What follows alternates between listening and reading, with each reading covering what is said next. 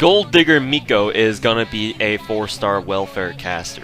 I imagine that if there were ever going to be a total collaboration with FGO, then it would make sense to have REIMU as the event welfare or something, and she has a 3A deck. Her first skill is Spirit Control B+, which increases a target ally's attack, crit damage, and star absorption for 3 turns on a 7 to 5 turn cooldown.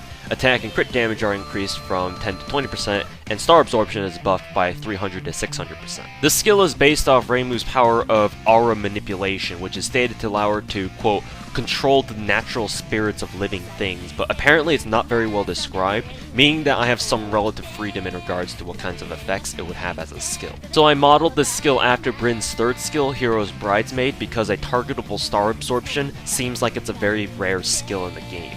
At first I was afraid that maybe this skill could be really strong, and then Bryn's interlude recently came out and buffed that skill like crazy, so in light of that, this skill doesn't seem too strong since it's trading healing power and star absorption efficacy for an extra attack boost, just so that the skill isn't wasted if your target ally doesn't manage to crit very much. Her second skill is Yin Yang B+, which charges her own MP gauge by 20 to 30% on a 6 to 4 turn cooldown, but it deals 1000 damage to herself as a demerit, though she can't kill herself by using it. This is very obviously ripped from Shiki's skill set, but I figured it just makes too much sense here. If you know anything about REIMU, I shouldn't have to explain to you why this skill is probably appropriate for her to have. To note, however, REIMU's version of this skill is 1 turn faster, so it might be super strong just because of that, but I think the health demerit balances it out still, considering the fact that REIMU is supposed to be only a 4-star. Her third skill is Transient Existence EX, which grants her self-invulnerability for 1 turn that can't be pierced or removed, and grants her a chance to gain evasion for the next turn afterwards, with a chance to gain that evasion scaling from 50 to 100% on a 9 to 7 turn cooldown. So I based this off REIMU's ability to quote-unquote float. According to the wiki, REIMU's ability to float isn't just for flight, she quote-unquote excels at floating through life.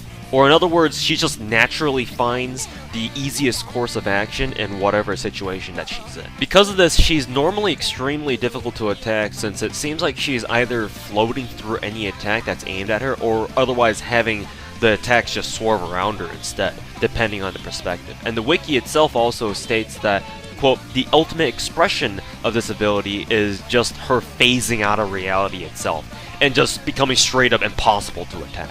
I don't need to tell you that this is a stupidly powerful skill for you to know that. There's no skill in the game, not even in JPFGO, that grants you survival for 2 turns in a row, and Ku with his protection from arrows doesn't count, and an invul that casts complete invul.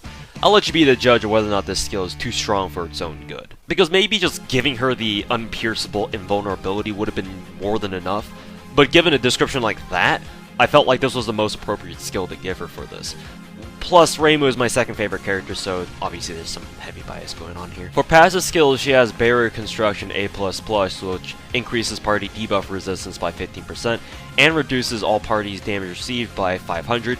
Yokai Extermination A, which increases her attack against enemies with beast, undead, magical, or demon traits by 10%. Shrine Maiden in Paradise C-, which increases her self-MP gain by 7%, and Territory Creation C+, which increases her arts card performance by 7%. Her Noble Phantasm is Fantasy Heaven,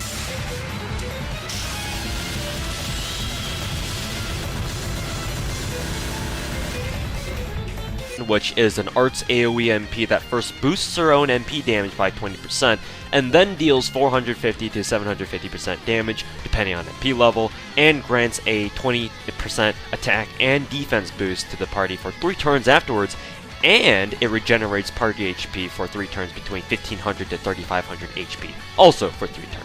Her max Bondcraft Essence is Gateway to Heaven, which increases party's healing received by 20% and increases self-MP generation rate by 10% while REIMU has it equipped and is on the field. So I'm not gonna lie, when I was creating REIMU's profile, I wanted her to kind of be the waiver of 4-star support casters, but in her case, she trades MP charge gain and the stall aspects of Waiver's kit for extremely good survivability and some healing instead. That and her buffs aren't as strong for the entire party either. REIMU here is designed to be a strong welfare support caster that anybody can get, so long as they, play this imaginary event.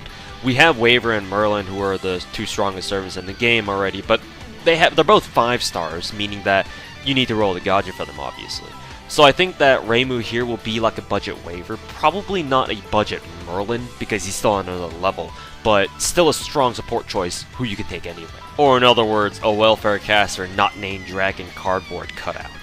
You too, Liz.